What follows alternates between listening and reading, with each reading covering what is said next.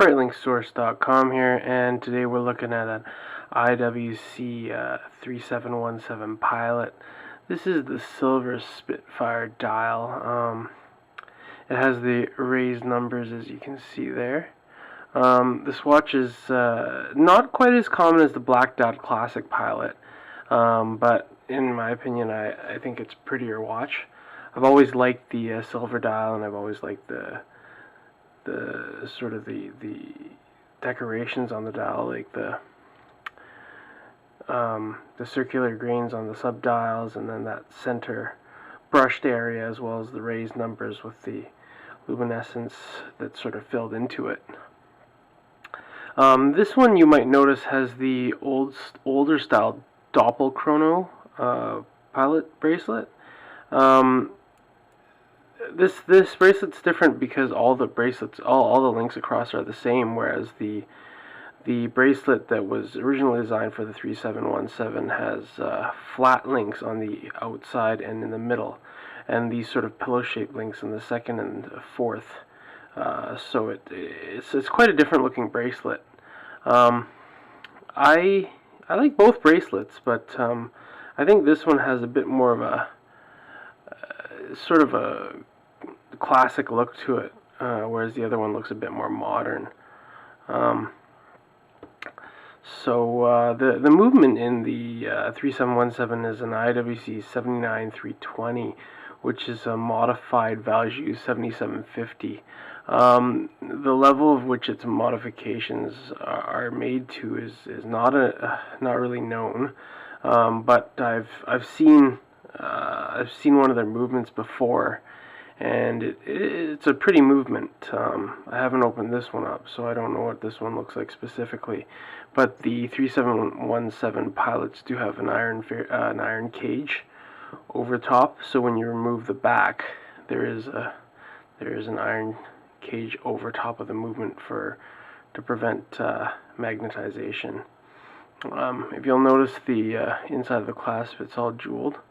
This is typical of IWC. And the clasp is a single fold deployant with a release on the side. And the bracelet links are typical of IWC in that they can be removed with 2 toothpicks if you wish, or the brass tool that they provide by just pushing on these little buttons here on the back, and then pushing, you can see a bit on this side, pushing the pins out through the side. Similar to the way that a Panerai bracelet is changed, but every single link has it on the IWC bracelet so that you can resize the links quite easily.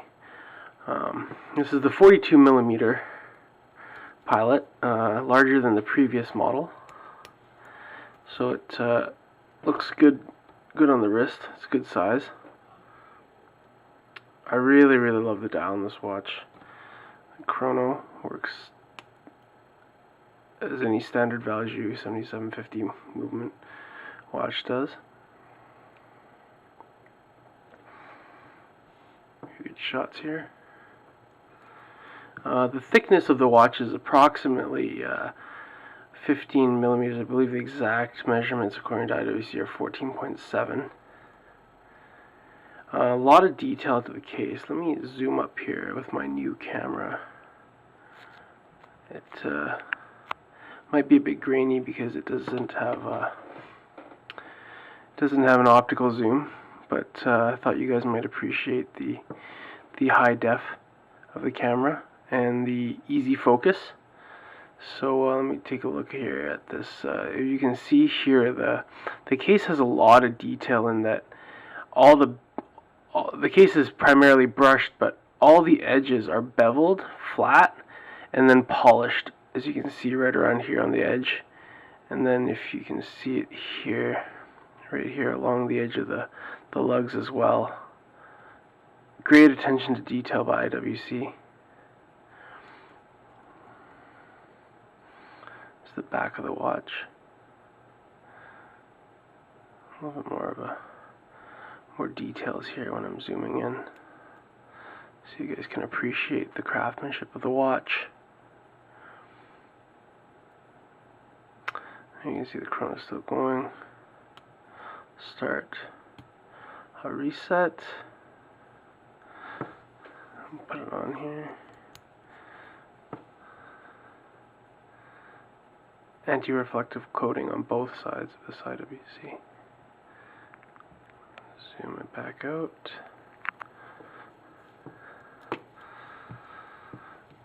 The bracelet, as you can see, is a uniform length all the way through, so it doesn't taper at all.